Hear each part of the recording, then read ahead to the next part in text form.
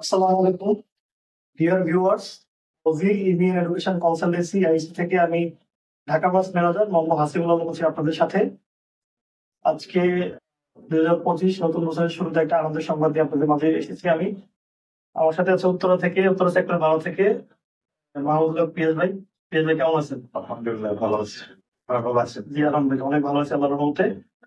তো পিয়াস ভাই হচ্ছে গত 8ই ডিসেম্বর অস্ট্রেলিয়া স্টুডেন্ট ভিসা পেয়েছে ইউনিভার্সিটি অফ নিউক্যাসল থেকে আমাদের মাধ্যমে। কংগ্রেচুলেশন পিয়াস ভাই, থ্যাংক ইউ আপনার ভিসা কপি। আচ্ছা, তো পিয়াস ভাই আপনি তো আমাদের সাথে কাজ করে ভিসা পাইলেন, আপনার একাডেমিক ব্যাকগ্রাউন্ডটা, আপনার আইএলটিএস ব্যাকগ্রাউন্ড একটু শেয়ার করেন সবাই। আমার একাডেমিক ব্যাকগ্রাউন্ড হলো আমি ন্যাশনাল ইউনিভার্সিটি ব্রেসিয়া কলেজ ফিনান্সে পড়ালেখা করেছি, বাট আমার একাডেমিক রেজাল্ট আমি সেটা ভালো ছিল না, সেকেন্ড ক্লাস ছিল লাস্ট কেমন কত ছিল? সিজি ছিল হলো গিয়ে 2.73। আচ্ছা আচ্ছা অনেক লো এটা, আচ্ছা বেশি একটা ভালো হয় না। প্রথম দিক দিয়ে একটু খারাপ করেছিলাম তো প্রথম দুইটা সেমিস্টারে, এই জন্য। আর আইএলটিএসটা কত আছে? রেজাল্ট আসছে 6। এরপরে আর কি বাইরে যাওয়ার চিন্তা ভাবনা করলাম। আমাদের আপনার যে ফার্স্ট টার্গেট অস্ট্রেলিয়া ছিল? জি, আমার ফার্স্ট টার্গেট অস্ট্রেলিয়া ছিল। অন্য কান্ট্রিতে যেতে চাচ্ছিলাম না, মানে কাজিনরা থাকে ওখানে, এই জন্য আর কি ইচ্ছা ছিল যে অস্ট্রেলিয়া থেকে মুভ করার। আচ্ছা, তো আচ্ছা আপনি যে অস্ট্রেলিয়াতে যাচ্ছেন, আপনি অস্ট্রেলিয়া কোন ইউনিভার্সিটি থেকে অফার লেটার পেয়েছেন এবং হচ্ছে কোন সাবজেক্টে আপনাকে কত পার্সেন্ট স্কলারশিপ প্রোভাইড করেছে সেটা? আমাকে আমি এখন যাচ্ছি, যেহেতু আমার একাডেমিক ব্যাকগ্রাউন্ড একটু লো, এই জন্য আমি ডিরেক্ট মাস্টার্স অ্যাপ্লাই করেছিলাম, বাট ওরা আমাকে একটা প্রি মাস্টার্স কোর্স দিয়েছে, যেটা দুইটা সেমিস্টার 8 মাসের একটা ডিউরেশন।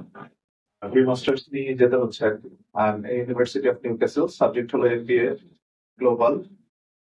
আর আপনার কিন্তু মাস্টার্সটা কিন্তু 2 বছর লাগতেছে না, এখানে কিন্তু আপনি আবার ওই এখান থেকে কিছু ক্রেডিট পাচ্ছেন। তো আপনার মাস্টার্সটা লাগতেছে হচ্ছে 1 বছর 8 মাস, আর এখানে 8 মাস, 2 বছর 4 মাস লাগতেছে অবশ্য আর কি। যেহেতু হচ্ছে আপনার একাডেমিক এবং আইএলটিএস প্রোফাইলটা ডিরেক্ট মাস্টারের জন্য এলিজিবল ছিল না, যার কারণে হচ্ছে প্রি মাস্টার দিয়ে আপনাকে দেওয়া হচ্ছে। আপনি কি স্কলারশিপ পেয়েছিলেন এখানে? জি, আমি স্কলারশিপ পেয়েছি, 12% স্কলারশিপ দিয়েছে। আর এমবিএ এর জন্য আবার আলাদা ভাবে ওরা বলেছে স্কলারশিপের কথা। ইনশাআল্লাহ আপনি 6000 স্কলারশিপ পাবেন, যেহেতু এই মুহূর্তে এটাই চলতেছে আর কি। চলতেছে। আচ্ছা, তো এবার হচ্ছে আপনি কবে নাগাদ, মানে আপনি আমাদের সামনে কিভাবে জানছেন ফার্স্ট অফ অল হচ্ছে এটা, আর কবে নাগাদ কাজ শুরু করেছেন, কতদিন লেগেছে, আমাদের সার্ভিস কেমন ছিল, ওভারঅল এটা একটু যদি বলতেন। স্যার সার্ভিস, আমি কাজ শুরু করেছি স্যার, আপনাদের ব্যাপারে জানার বিষয়টা ছিল sir first of all Facebook একটু স্ক্রল করছি, ওখান থেকে আর কি পাইছি আর কি। আর সেকেন্ড অফ অল গুগলে দেখছি, বাসার কাছে যেহেতু, মানে তখন আর কি মনে হলো যে না একটু যে কথা বলি। যখন আপনাদের এখানে আসলাম কথা বললাম, তখন তো আমার কাছে মানে অন্যরকমই লাগছে। আমি আরো 2-4টা এজেন্সিতে গিয়েছিলাম, যাদের সাথে কথায় আসলে ওরকম ভাবে মিলে নাই। তো আপনাদের কাছে যেটা এসে পেয়েছি স্যার, সত্যি কথা যেটা, এখানে আসার পরে মনে হয়েছে যে না, আমি এখান থেকে কাজ করলে আমার মানে আমি ভালো কিছু, অ্যাটলিস্ট ভালো কিছু, মানে হয়তো বা ভিসা আসুক না আসুক ভালো কিছু পাবো আর কি।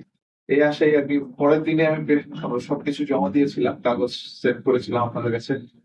আলহামদুলিল্লাহ, মানে সেপ্টেম্বরের লাস্ট থেকে 30 তারিখে মেবি কাগজ সাবমিট করেছিলাম, আর ডিসেম্বরের 8 তারিখ, 2.5 মাস, 2 মাস সামথিং লেগেছে। 2 মাস খুবই অল্প সময়ের ভিতরে আমি।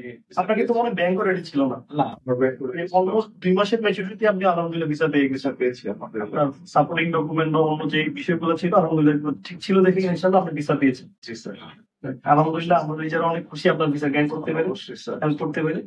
তো আপনি আমাদের সার্ভিস সম্বন্ধে আপনি কোনো মানে রিকমেন্ডেশন আছে কিনা, বা আমরা আরো কিছু ইমপ্রুভ করতে পারি কিনা, আর আপনার ফ্রেন্ড সার্কেল রিলেটিভ আপনি আমাদেরকে রেফার করবেন কিনা? স্যার আমি বলবো স্যার, কোনো মানে